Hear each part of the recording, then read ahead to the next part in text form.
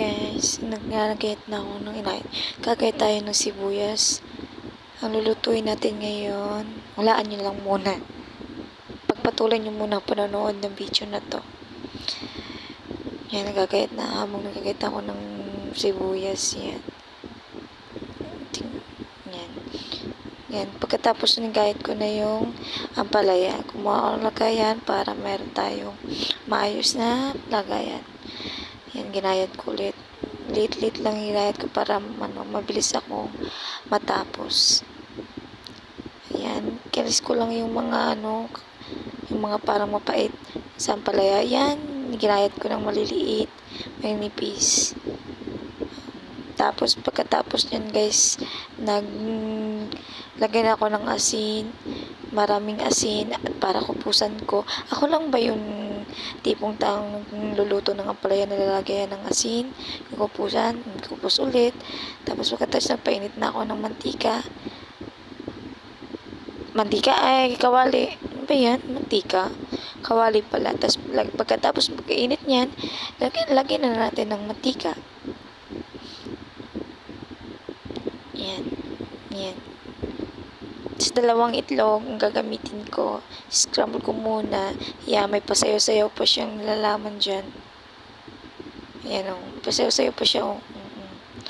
So hindi pa katapusan ng sayaw-sayaw. Tapos niyan, mainit na siya. Lagyan ko na ng mantika niyan guys. Hindi ko lang pinakita sa inyo.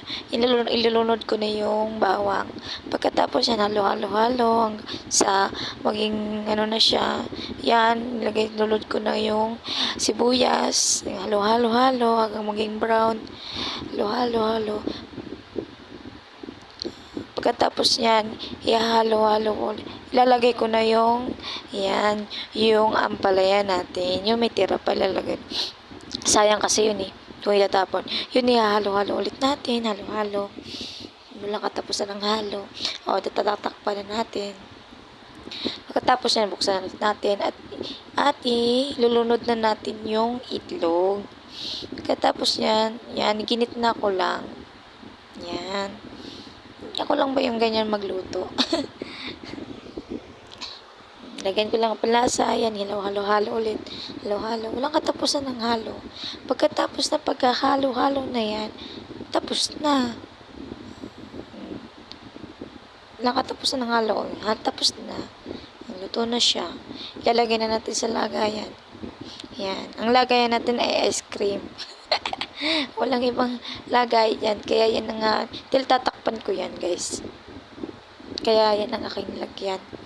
Marami na yan guys, diba? Dalawa lang piraso ang binili ko niyan. 70 ang kilo guys ng palay. Pagkatapos, hindi ko nalilinis yung kawali guys kasi malinis naman siya. Tapos yan, ipainit ko lang. Lang lulutuin ko ay dila. Yan po ang dila. Binili ko po ng 40 pesos, 45 pesos pala sa Katilian doon. Basta, sa tindahan.